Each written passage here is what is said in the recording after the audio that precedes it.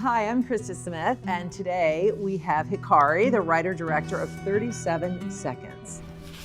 あなたなんで車椅子なの？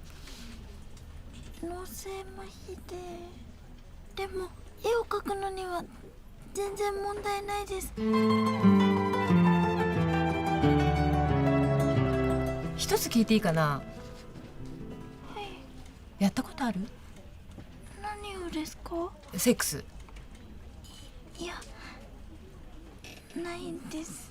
Where did you come up with this idea? Because it's about a woman that has cerebral palsy, and you go on this journey with her. It's like kind of a coming of age and whatnot. But how did that idea come to you? So originally I had the script about a girl who's really finding out who she is as a woman and as a human being, where she exists and belongs in the society because she doesn't feel anything.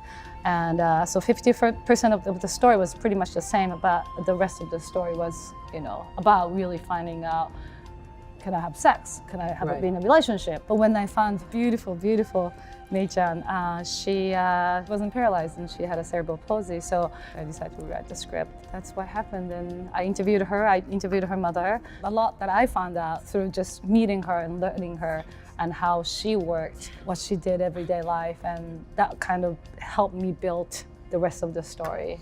Casting a disabled person, I mean, in some ways it's exactly the same as casting an able-bodied. But what were the challenges you had working with the wheelchair and getting the right angles and working with someone who's never acted before? Having the actual disabled person in the movie was the only choice I wanted to make. And that was the first thing that I said to any producers, like, I am not casting actors for this particular role. Anybody else can be an actress. But I know she's somewhere out there. We just have to look for her. During that shoot, I think one thing that we really pay attention to what we need to do was make sure that we have enough time for the shoot, not, because it takes time to do anything. So we scheduled for 45 days.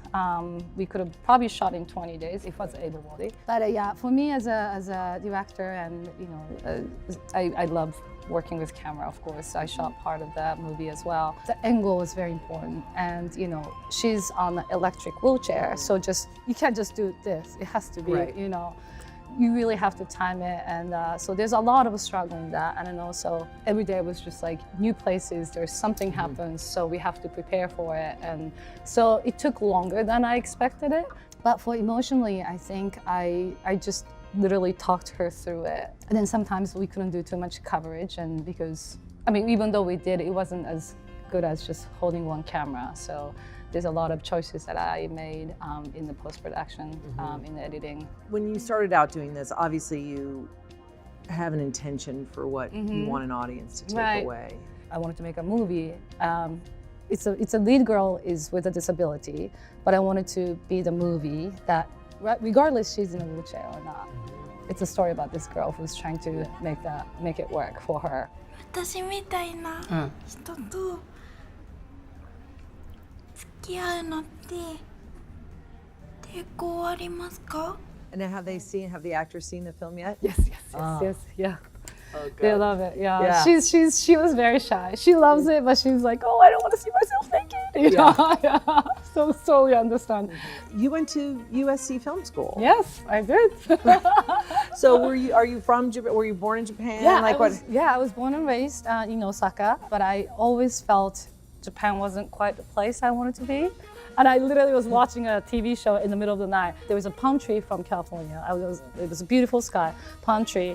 And then it was playing Mamas and Papas and California Dreaming. Do you remember the TV show? Do you remember the name? Well, it's called Jetstream, but it was like later nights. Yeah, it was a Japanese TV show. Okay. And I was like, oh, I want to be there. I'm gonna live there someday. And I was like 10 years old.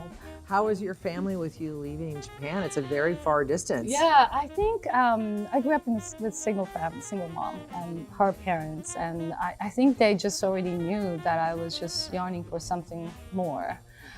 So they're very, very supportive. What was the urge to do film, and what led you in that direction? I started singing when I was 10 years old. I was in a chorus group, and so that was kind of my introduction to performing arts. And I did a lot of musicals and operas, and I loved everything about it. I moved to Los Angeles. Every actress wants to do, and well, actually waitress. Yeah. It's such a Acting is, parallel, right? Parallel, yeah. I served at House of Blues and Yeah. I did, in places. And right around that time, when I didn't have a visa, I couldn't audition. So I picked up a camera and I started taking still photographs of my friends who were actors and dancers, and that got me interested in doing behind the camera work. I shot a bunch of hip hop artists, Tribe Called Quest, Nas, did all the things that any hustlers would do, and then I just got to the point where I just wanted to do more. Well, congratulations. I'm Thank so you happy I got so to meet you. much. Thank 37 you. seconds. You have to watch this movie. But Hikari, thank you so much for coming by the corner booth. Thank you so much. Yeah. I'm gonna hug you. Thank you. Mwah.